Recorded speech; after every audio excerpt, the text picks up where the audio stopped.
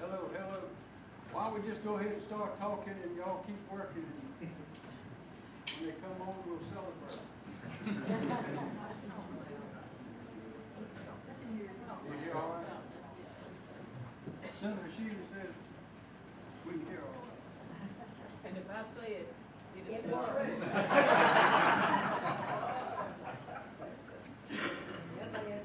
Thank you very much, Governor, for convening us. My name is Mark Weiss. I'm a professor of psychology at USC. I'm in my 27th year as a professor. My whole career has focused on this notion of a shared agenda, schools, families, mental health, other youth-serving systems coming together in school buildings around a multi-tiered system of support, prevention, promotion, early intervention, doing all that the right way, which creates a climate for safe schools. So it's a privilege to help moderate this session. I'm moderating it with my colleague David Mathis from the Department of Education. We're going to have each panelist introduce himself briefly, then we have some questions. Panelists don't have to respond to every question. And we'll go through the 3 questions and also take some comments and questions from the audience. David? Thank you, Mark. I'm David Mathis. I'm Deputy Superintendent for College and Career Readiness at the State Department. Recently, I just left the school district as 9 years as a superintendent. So what we're here about today is very real to us, and safety is first. From personal experience and professional experience, we want the good advice to know how our students safe. So with that, Bernadette, if you would start by telling us your name and position, and we'll move forward. Good afternoon. My name is Bernadette Hampton, and I'm a high school math teacher from Beaufort County, and I'm currently serving in the role as the president of the South Carolina Education Association. Good afternoon. My name is Craig King, Director of Governmental Affairs with the Palmetto State Teachers Association. Before that, I taught 7 years in Orangeburg Consolidated School District 5 as a 3rd grade teacher. Good afternoon, Beth Phibbs, Executive Director of the South Carolina Association of School Administrators. Good afternoon, I'm Erin Fox. I'm an English teacher at Gaffney High School, and I am currently serving as the 2018 South Carolina Teacher of the Year. Good afternoon, I'm Akil Ross. I'm the principal at Chapin High School, and I'm currently serving as the NASSP National Principal of the Year. Good afternoon. My name is Beth Bernstein. I serve in the South Carolina House of Representatives. I represent a district right here in Richland County. I also serve on the Joint Legislative Committee, Citizens Committee on Children, and it's a pleasure to be here and get this input. And so I look forward to hearing about this conversation and how we can make a difference in the legislature. Good afternoon. I'm Shannon Erickson. I serve South Carolina House District 124 and am very pleased to be from Beaufort, as Bernadette is. I am an educator, early childhood. I actually own and operate 3 private preschool child care centers and am the vice chair with Brad Hutto of the Joint Citizen and Legislative Committee on Children. Good afternoon. I am Rita Allison. Thank you, Governor, for convening this, and thank all of you who have turned out today, those who are on the program and those who are not, but you're here to help the positive move forward in this state when it comes to school safety. I represent House District 36 in Spartanburg and Greenville County, and I'm honored to chair the House Education and Public Works Committee. Good afternoon, I'm Derek Lewis, and I serve as one of the governor's appointees on the Joint Citizens Legislative Committee on Children, and I also serve as an elected member of the school board in Greenville County. Thank you, panelists. We're going to go to our first question. This direction. Again, respond if you have a comment, or don't respond. We'll start over there. And the question is, how do we better support educators in identifying red flags among student populations? Take that. Well, we would suggest that we look at a public health approach to protecting children as well as adults from gun violence to include levels of prevention. One being universal approaches, promoting safety and well-being for everyone, practicing for reducing risk and promoting protective factors for persons experiencing difficulties, and interventions for individuals who where violence is presented or appears imminent. And I'm Craig King. I think identifying those red flags. I think it starts, initially we tell teachers to be able to report that to mental health, but I think teachers need to know how to report that to mental health. How do you collaborate with mental health support staff and also those that are in the community that are serving the community at large? I think I would add that having a mental health counselor in each school, working with the faculty and staff on a day-to-day basis, will go very far in helping to identify potential issues with students. So I would think having a mental health counselor in every school would be the best approach. I'd like to echo the sentiments of Superintendent Spearman. Our teachers need training in how to address mental health needs. We are adept in our content. We are able to differentiate and vary our instructional strategies, but oftentimes we have not been trained in the mental health field, and we need work in doing that and the training that is appropriate for that identification. It's exciting to hear that we're starting with the signs, because as a high school principal, that's the number one way I keep my school safe, is we see the signs. And I think it's important that we look at what's working. The parents and community in Newtown, Connecticut came together with the Sandy Hook Promise. And this was a resource that they used to show not just the teachers and the administrators, but this has to be the community, the churches, the parents.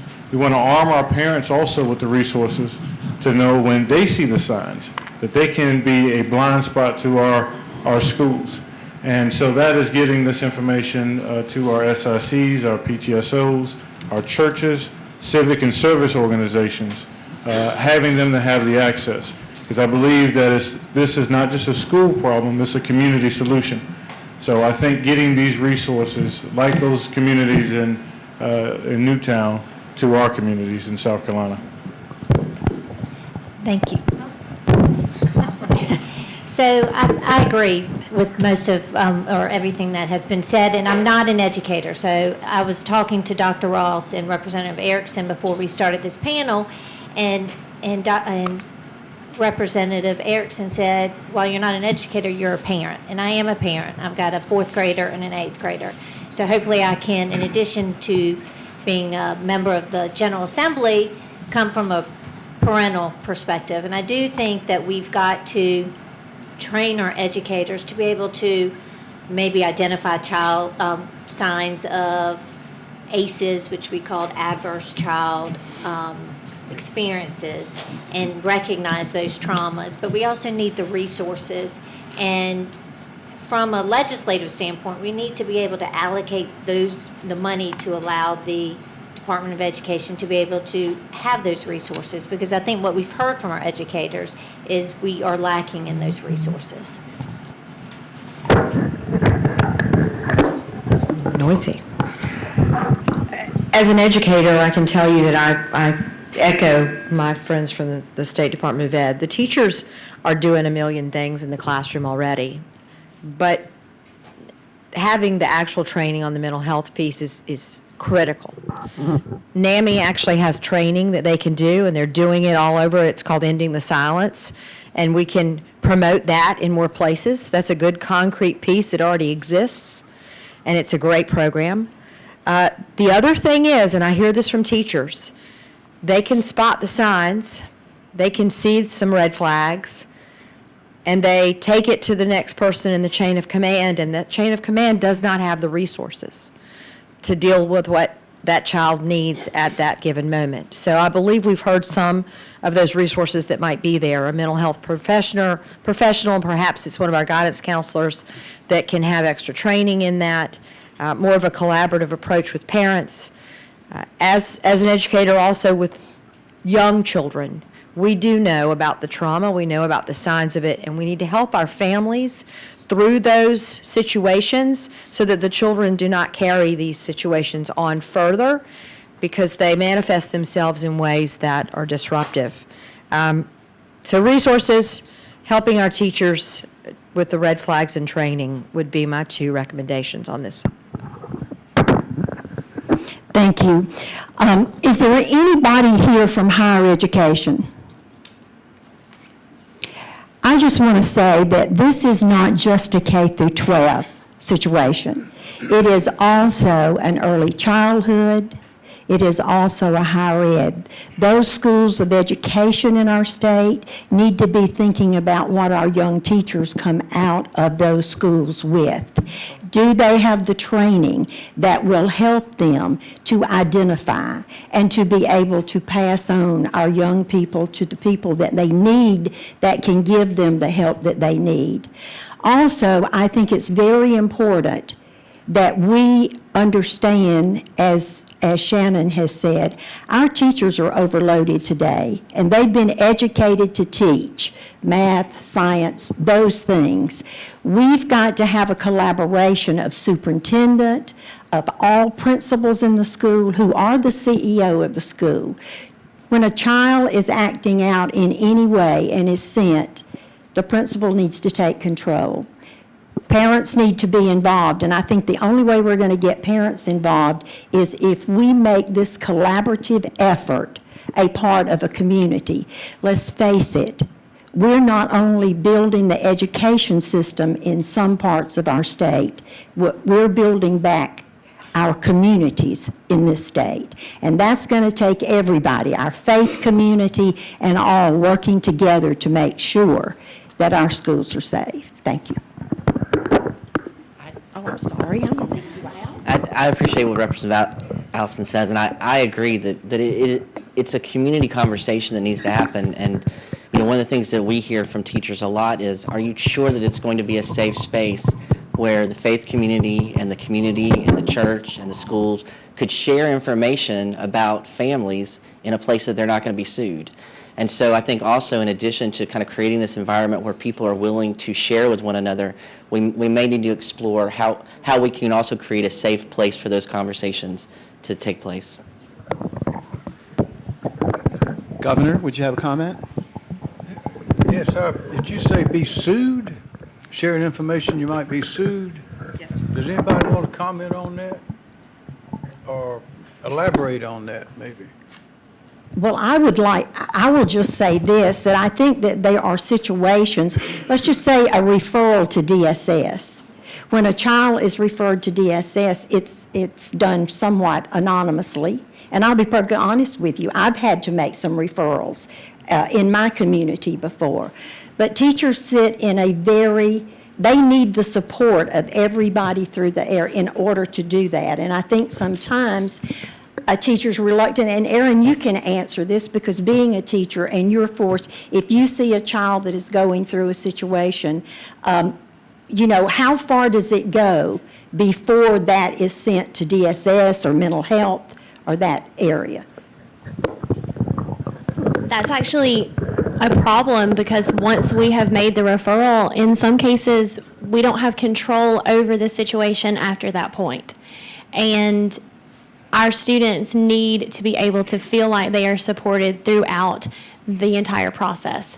So sometimes we will make the referral and it's out of our hands at that point.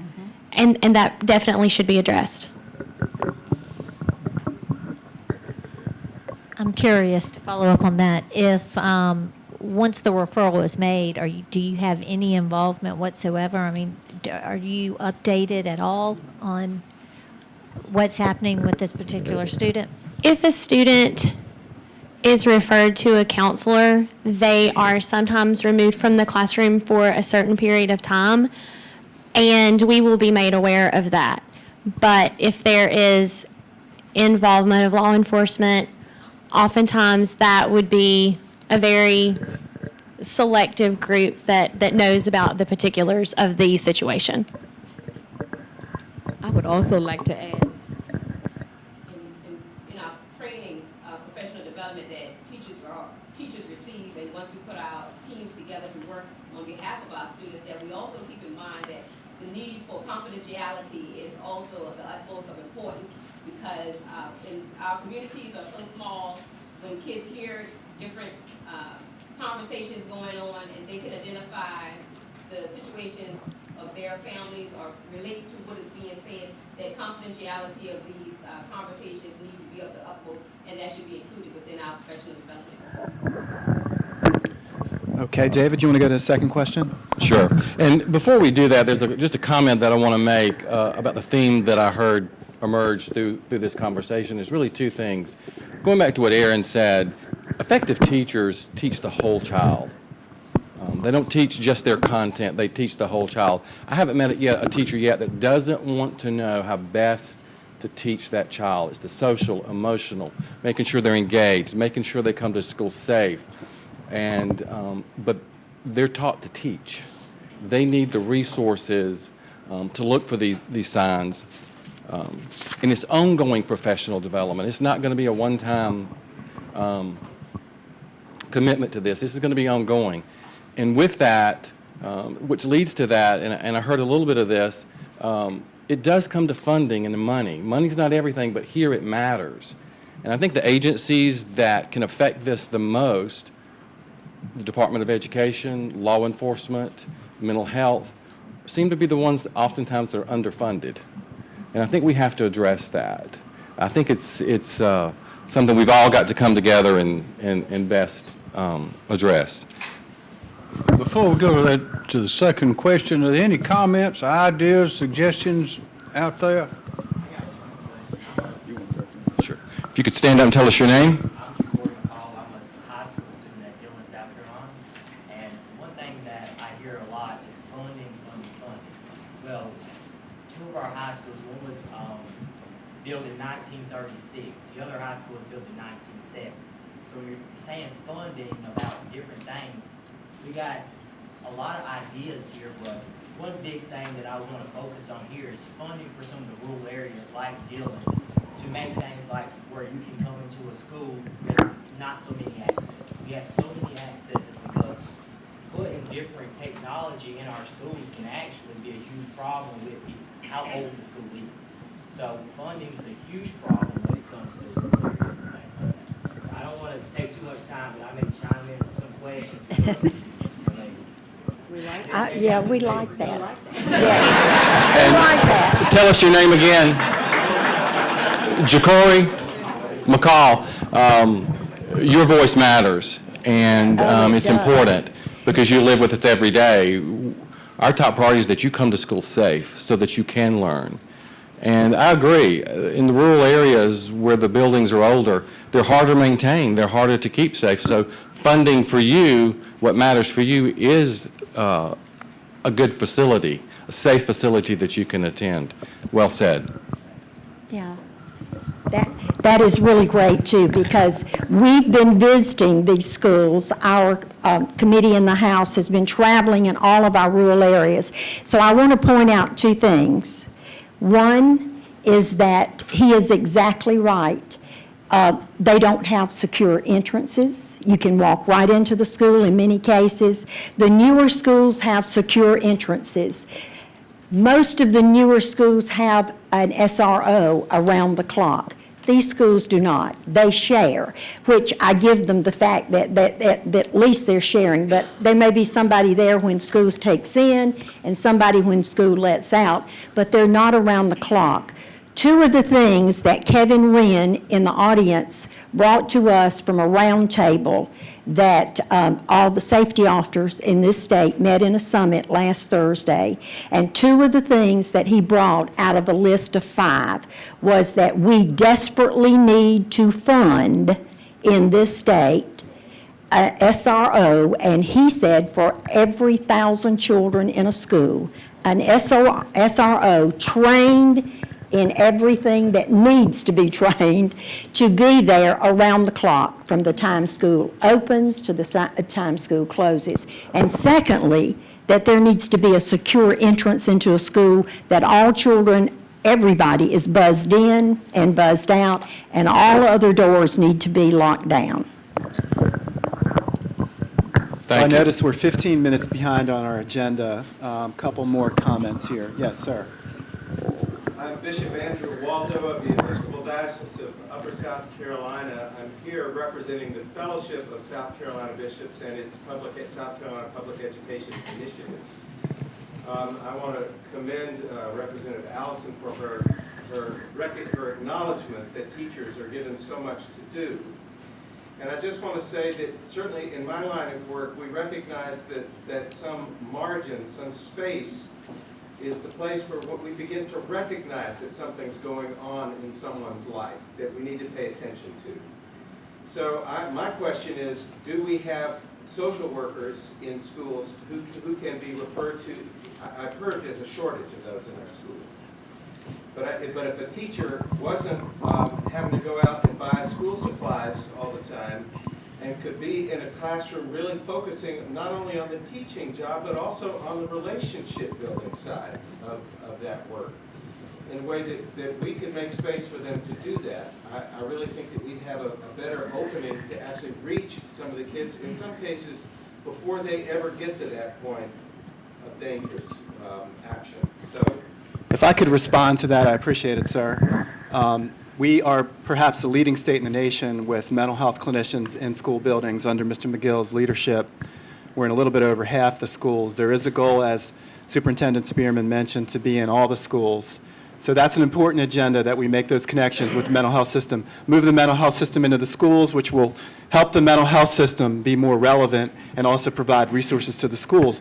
But the other aspect is, let's empower the school-employed mental health professionals to have a role in this, to remove them from roles that aren't optimizing their skill set, like school counselors only doing academic advisement. They have other skills, as do school psychologists, only doing testing. They have other skills as well. So two components: bring the clinicians in from the mental health system, but also empower your school-employed mental health professionals. Yes, ma'am. As a social worker, I'd like to say what I think would be ideal would be to have a mental health counselor in the school, but also have a social worker in the school. Mental health counselor can deal with the clinical issues that the kids are presenting, but the social worker can go to the homes and look at where they live, to look at the community, to bring in all of the systems together to get the kids supported. That's an excellent point.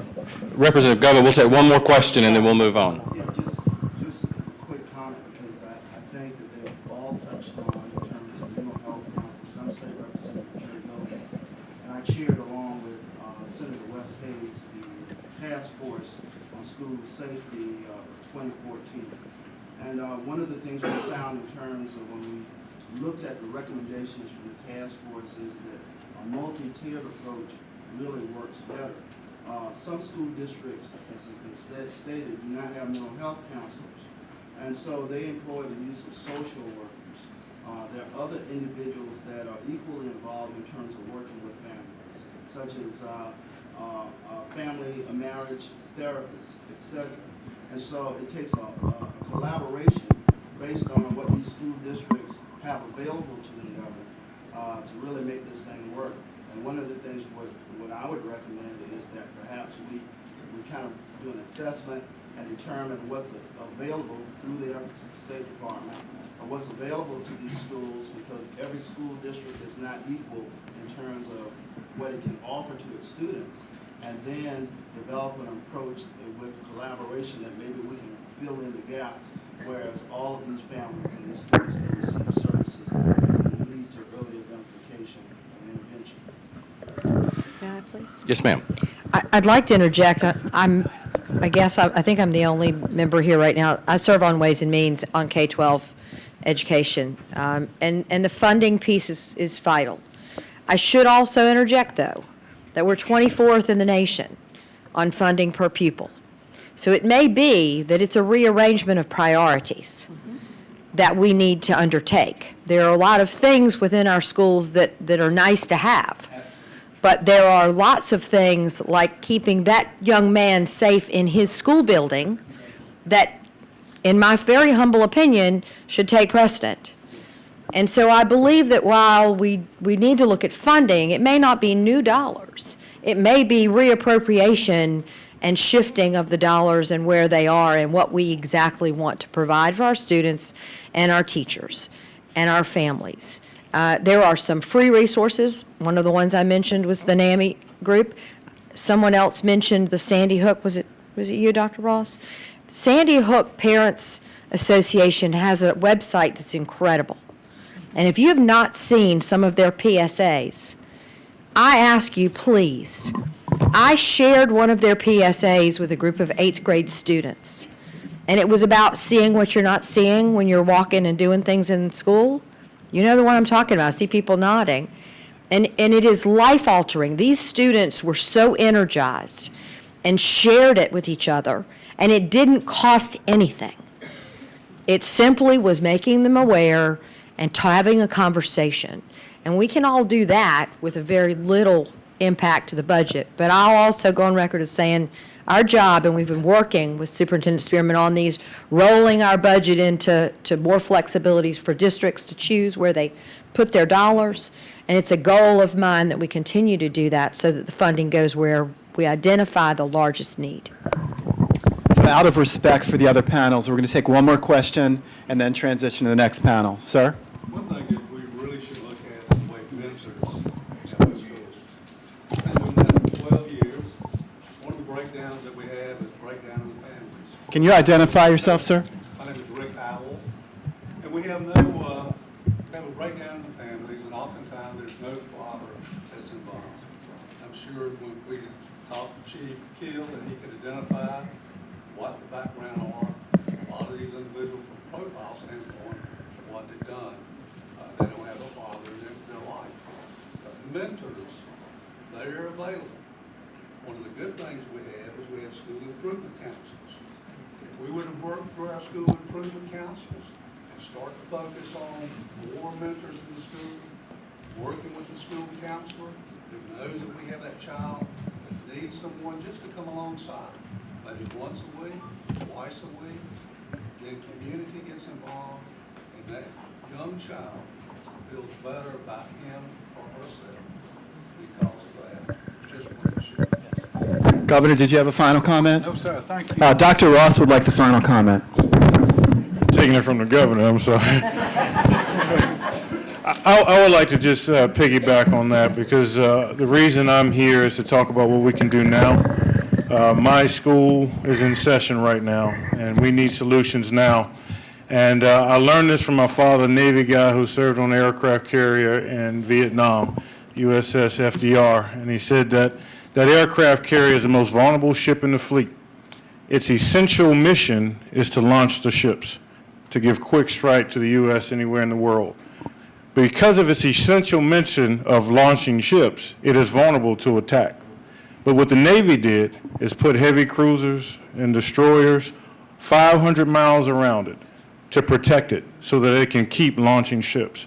As a school, I don't want to fortify.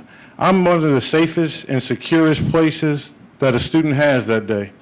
They may come through some struggles at home, but when they come through my school, they're feeling passion and warmth, and they don't feel like they're in a stressful place. Our job is to launch children. That's our essential mission. And it's a community solution of giving these free resources that are available to our churches, our SICs, our parents, to be around our schools.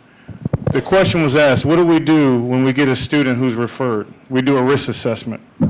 We're trying to find out through our social workers and our mental health professionals, how serious is this student for bullying, for suicide, for active shooter? And based on that risk assessment, we can determine what to do with that student. Well, I suggest that we have that same risk assessment for all of our schools. Each school, each administrator.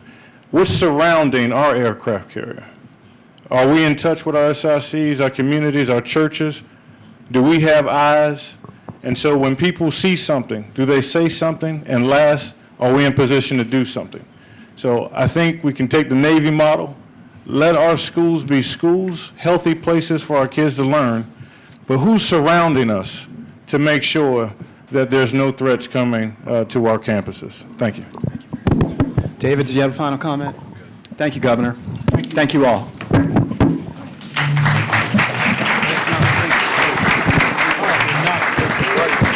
Why don't we not take a break if the next panel will come on up and we'll get started right away?